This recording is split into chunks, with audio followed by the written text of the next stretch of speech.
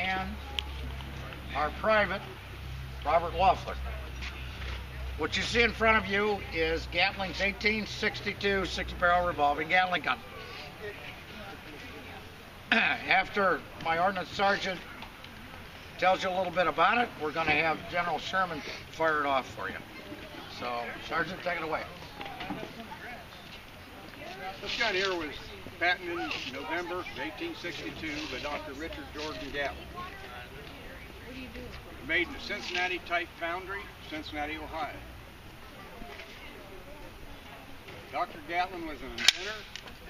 He thought that creating this gun could stop all wars, be so devastating, which, as we know today, it didn't.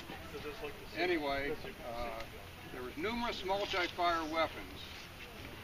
Even on the rebel side, none of them worked because of temperance and barrels and whatever. They melted. Dr. Gatling was at a demonstration. They demonstrated an agar gun, which the government did purchase for us. Had one barrel on it.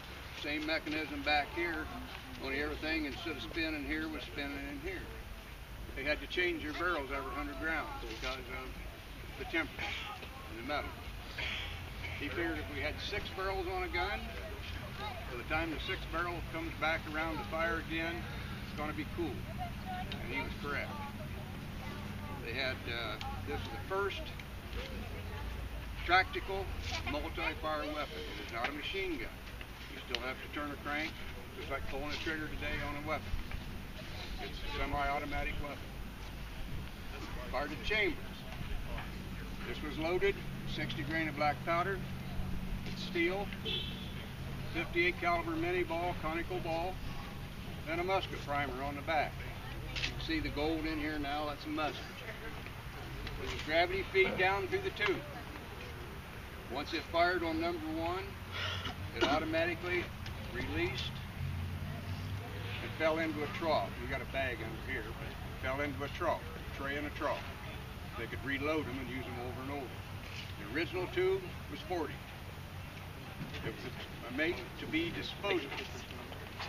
Anyway, the U.S. government refused to buy this gun in the Civil War. When Dr. Gatling demonstrated this gun in Indiana in '62, he had invited ordnance departments from all over the United States, all over the world. And by the time he was done, and when the U.S. refused to buy them, he sold the rights to build them to the Russians, the Finnish, the Danish, the Japanese. That's where he started making money on his guns. By the end of 1863, the Russians had 50,000 of these in the field. So we were a day late and $1 short. Anyway, this gun was used clear up into the Spanish-American War. 5 to 6 man crew. 2 men on a horse was extra, so it'd be a 7-man crew. They pulled a limber, and the ground capability of the gun, what they carried, if a full sustained fire, was probably 10 minutes. And they was carrying, like I say, 40 in a tube, 60 on a side on here, 160 in a limber. And in 10 minutes, full sustained fire, they could dispose of all them rounds. The gun was capable of anywhere from, they sent 2 to 800 rounds a minute, depending on how fast you crank. If there's any other questions on it, we've got a tent over here. Come on over. We've got some antique guns too, and we can answer them. We'll get you out of the range. The general here is going to crank over some rounds. He's going to go off a little slow. He'll do a couple slow, a couple a little faster, and then he's going to finish it up at a good speed.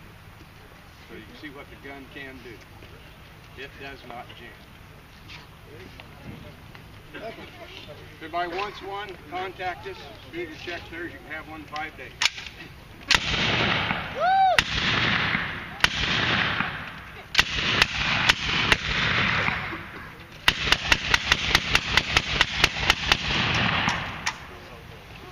Faster the crankers, get them on. Dollar bills going.